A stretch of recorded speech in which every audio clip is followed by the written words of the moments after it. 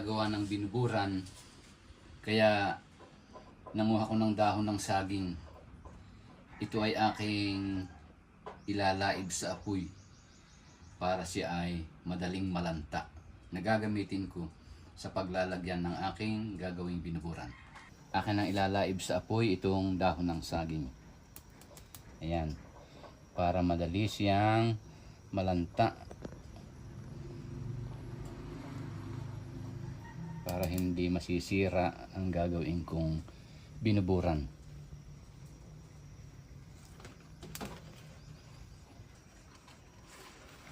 Okay, lanta na ang dahon ng saging. Ngayon naman ay gagayatin ko na yung tinatawag na libadura. Ito yung ginagamit na pambubod sa sinaing na bigas. Ilalagay ito kapag malamig na yung kanin.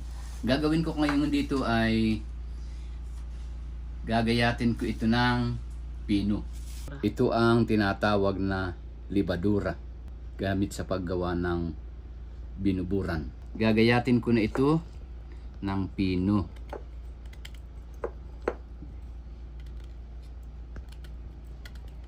Ito.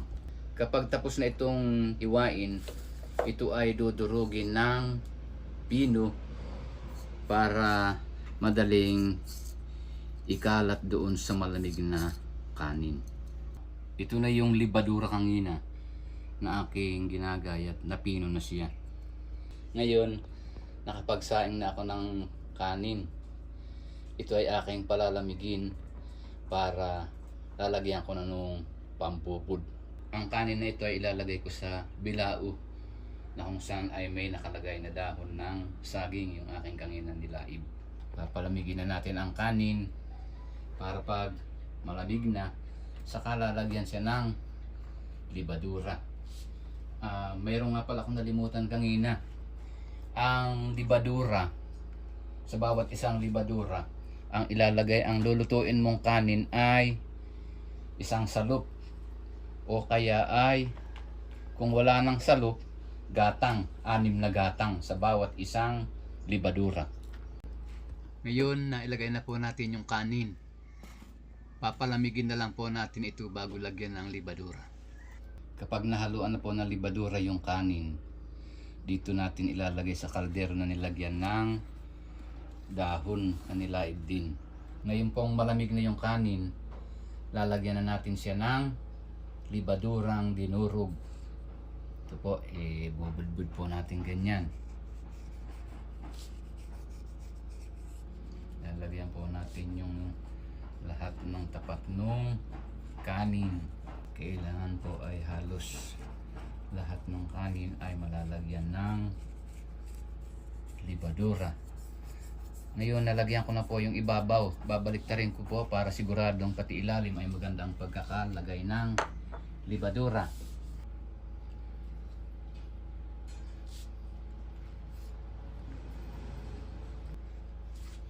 Ayan, papantayin po natin muli. At dito na natin po ilalagay yung natitirang libadura. Ito natin, lalahat na po natin ito.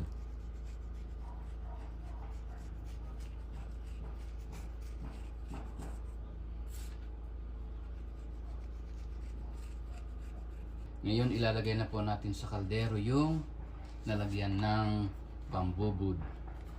Ito na po yung kanin. Ilalagay po natin. Kapag maganda po yung nilagay kong libadura, yung 2 araw hanggang 3 araw ay pwede na po siyang kainin, mayroon na po siyang sabaw. Kapag gusto mo naman pong yun lamang sabaw niyo ay tinatawag nating rice wine, mga 4 hanggang 5 araw, meron na po siyang maiinom na yung tubig niya o yung rice wine. So, Papa, pag kumain po niyan, nakakalasing din? Hindi naman.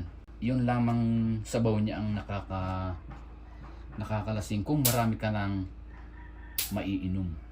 Ngayon ay bubuksan na po natin ang ginawang binuburan. Pagkalipas po ng 3 araw, ito po ay binalot.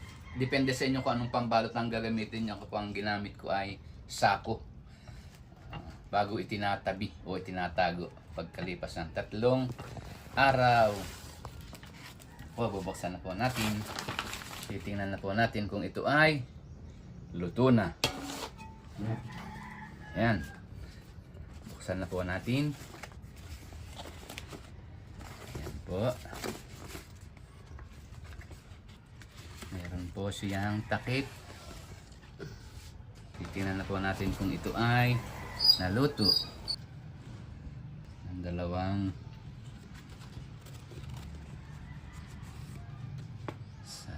sandok. Ito po yung aking hinayin. Titikman na po natin kung okay na ang pagkakaluto. So, tikman na po natin. Okay na po. Luto na ang ating binuburan. At yan po ang proseso ng paggawa ng binuburan. Okay po. Please subscribe po